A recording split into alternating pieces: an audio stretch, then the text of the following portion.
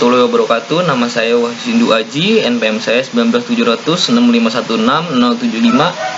Saya akan menjawab pertanyaan-pertanyaan atau soal-soal UTS dari mata kuliah Change Management, yaitu tentang macam-macam perubahan. Yang pertama adalah macam-macam perubahan. Ada dua, yaitu konsep perubahan terencana dan konsep perubahan tidak terencana. Pertama saya menjelaskan konsep perubahan terencana dulu atau planet change. Seperti yang dikemukakan Bennis, yang sering juga disebut perubahan terorganisir, management change. Keduanya mendefinisikan perubahan terencana atau terorganisir secara change that are deliberately shaped by organization members, manager, konsultan, grup, dan sebagainya. Perubahan yang sengaja diwujudkan oleh anggota-anggota organisasi seperti manajer, konsultan, atau anggota kelompok dan sebagainya. Meski kedua konsep tersebut sering dianggap sama, tidak pelak terdapat pula perbedaan antara keduanya, terutama yang berkaitan dengan istilah anggota-anggota organisasi. Planet Change Management yang dimaksudkan dengan anggota organisasi termasuk di dalamnya adalah para ekspertis baik yang berasal dari dalam maupun dari luar organisasi. Mereka diharapkan dapat membantu organisasi mengatasi masalah yang dihadapinya dan merencanakan serta mengimplementasikan sebuah perubahan. Yang kedua adalah manajemen atau manage change, yang dimasukkan dengan anggota organisasi adalah para manajer yang dapat membantu membuat rencana dan mengimplementasikan perubahan. Kebalikan dari planet change adalah emergent change, perubahan yang muncul mendadak yang tidak direncanakan sebelumnya.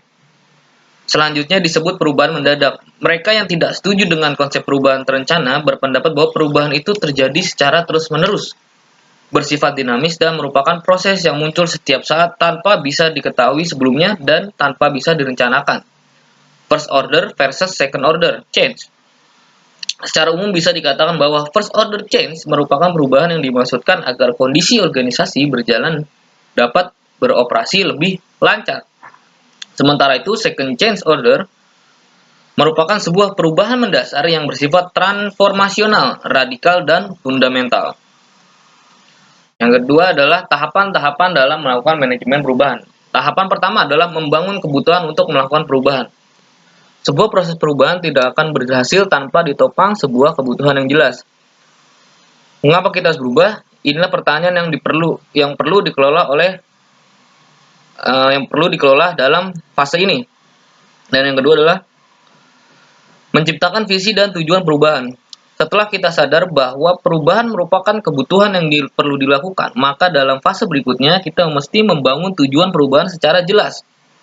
Visi dan tujuan perubahan akan memberikan arahan yang jelas bagi proses transformasi yang tengah dilakukan. Dalam hal ini, tujuan perubahan sebaiknya disusun secara artikulatif, jelas, dan mudah dicerna, dan mampu memotivasi karyawan untuk bersama mencapai tujuannya. Lalu yang selanjutnya adalah mengelola implementasi proses perubahan. Tekad dan tujuan perubahan yang sudah dideklarasikan hanya akan sia-sia jika tidak didukung dengan implementasi yang jelas dan sistematis. Bahkan kadang dalam sebuah fase ini, perusahaan banyak yang mengalami kegagalan. Lalu yang terakhir adalah memelihara momentum perubahan. Fase ini perlu dilakukan agar proses perubahan yang telah dijalankan tetap berada on track atau tetap berada di jalannya dan tidak mundur lagi ke belakang. Beberapa tindakan konkret yang dapat dilakukan di sini antara lain adalah membangun support system bagi para change agent. Selain itu juga perlu dikembangkan kompetensi dan perilaku baru yang sesuai dengan tujuan perubahan yang hendak diraih. Yang selanjutnya adalah ciri-ciri organisasi yang sukses membuat perubahan. Yang pertama adalah mengaitkan antara masa sekarang dan masa yang akan datang. Yang selanjutnya adalah menjadikan pembelajaran sebagai gaya hidup, mendukung dan mendorong pembelajaran secara aktif, perubahan dan perbaikan harian. Adanya keragaman tim, mendorong orang yang tidak konvensional, menjaga dan melindungi ide-ide terobosan baru, integrasi teknologi yang menerapkan perubahan, membangun dan menanamkan kepercayaan. cara mengubah budaya organisasi. Yang pertama adalah fokus terhadap kepada masalah dan apa pengaruhnya terhadap budaya.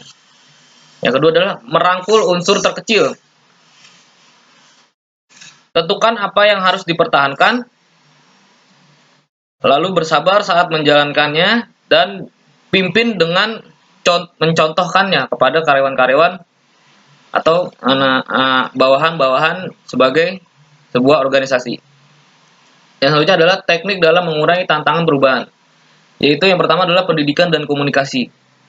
Berikan secara jelas, tuntas tentang latar belakang, tujuan, akibat, dan diadakannya perubahan kepada semua pihak. Komunikasikan dalam berbagai macam bentuk, ceramah, diskusi, laporan, presentasi, dan bentuk-bentuk lainnya. Yang selanjutnya adalah partisipasi. Ajak semua pihak untuk mengambil keputusan. Pimpinan hanya bertindak sebagai fasilitator dan motivator. Biarkan anggota organisasi mengambil keputusan. Selanjutnya adalah memberikan kemudahan dan dukungan. Jika pegawai takut atau cemas, lakukan konsultasi atau bahkan terapi. Berikan pelatihan-pelatihan. Memang memakan waktu, namun akan mengurangi tingkat dari penolakan. Yang selanjutnya adalah negosiasi. Cara yang lain juga bisa dilakukan adalah melakukan negosiasi dengan pihak-pihak yang menentang perubahan. Cara ini bisa dilakukan jika yang menentang mempunyai kekuatan yang tidak kecil, misal serikat pekerja, dan sebagainya, lalu tawarkan alternatif yang bisa memenuhi keinginan mereka. Yang selanjutnya adalah manipulasi dan kooptasi. Manipulasi adalah membentuk kondisi yang sesungguhnya, misal memelintir fakta agar tampak lebih menarik, tidak mengutarakan hal yang negatif, sebarkan rumor, dan lain sebagainya. Kooptasi dilakukan dengan cara memberikan kedudukan penting kepada pimpinan penentang perubahan dalam mengambil keputusan. Yang terakhir adalah paksaan.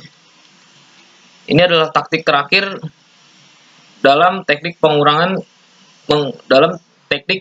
tantangan perubahan, yaitu berikan ancaman dan jatuhkan hukuman bagi siapapun yang menentang dilakukannya sebuah perubahan manajemen. Sekian presentasi dari saya. Wassalamualaikum warahmatullahi wabarakatuh.